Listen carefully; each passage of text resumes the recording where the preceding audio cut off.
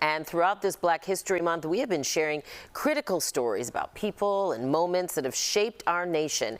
And to help us, we reached out to several Chicago storytellers and historians. And one of them joining me right now live is Mr. Ernest Crim III, an educator and an author. Thanks so much for being with me today. Thanks for having me. It's a pleasure. It really is great. It's all your very lessons, as I was telling you, have been really, I think, very informative to me and also really, really interesting. But I know this is your second year joining us to share Black history. Why is this so important to you, and especially having this platform to be able to do it? Yeah, it's all etched in the title of my book, How Black History Can Save Your Life.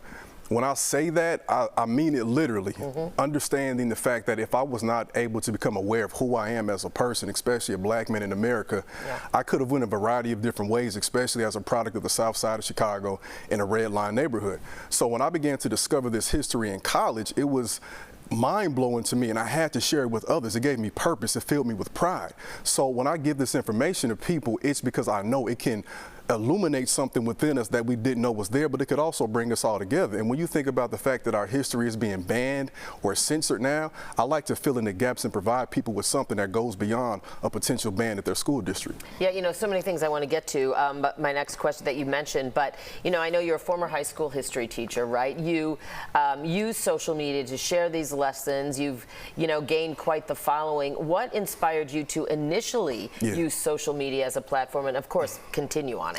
Yeah, so I began to make Black history videos initially to fight for justice in a hate crime I dealt with in 2016 with me and my wife. We were on the south side of Chicago at the South Shore Cultural Center. And at this event, we were minding our business, just so happened to be called the N-word and spat on by a white woman over a dispute over a beanbag. I was recording it as it escalated, and I posted it online so that people can give us the information. I started to record videos after that to educate, but then also to help other people fight for justice. So whenever I post videos, truthfully, the idea is for us to be able to advocate for justice for other people or just themselves in terms of liberating their minds. So it's not just Black history facts, it's Black history for liberation and for justice.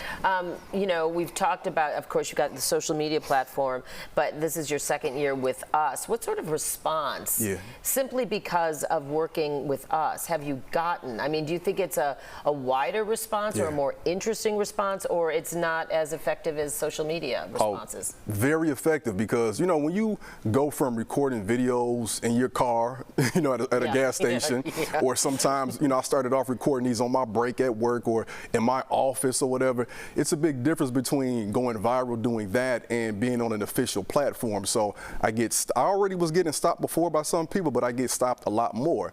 I get stopped at the gym sometime, but even more than that, it gives me that official stamp. And I think just the cherry on top is when we got nominated for an Emmy last year for this. And again, as someone who got into this to educate, I never could have imagined I would be in an environment like that. Yeah, and we're happy to have you.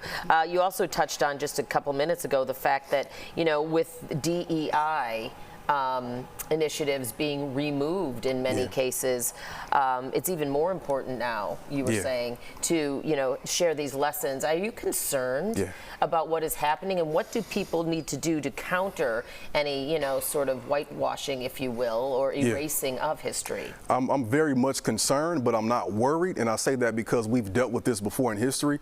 I come from a people who emerged from the context of not being allowed to learn how to read and write legally without potentially being whipped or killed sometimes, right? So I always keep that in the back of my mind when I think about this. And I think when we see what's going on now, I think the powers that be understand that when we can come together as people from all various backgrounds, we can create something better than what we see now. And I think that can potentially be a threat to some folks. So I want to continue to educate people, because this history is not just for my community. I'm speaking to us, but it's for to bring all of us together, because all folks from different backgrounds have fought for equity here. So it's about the book. I can, you know, I'm giving folks access to that information there with How Black History Can Save Your Life. I have free videos online, a free Black history course, and even in addition to that, I want us to take back our history. So even this Thursday, February 27th, we're going to the DuSable Museum during the school day to give parents that strength and courage to say, it's my responsibility first to teach my kids. And we were just showing a cover of your book there, How Black History Saved My Life, correct? Yes. And then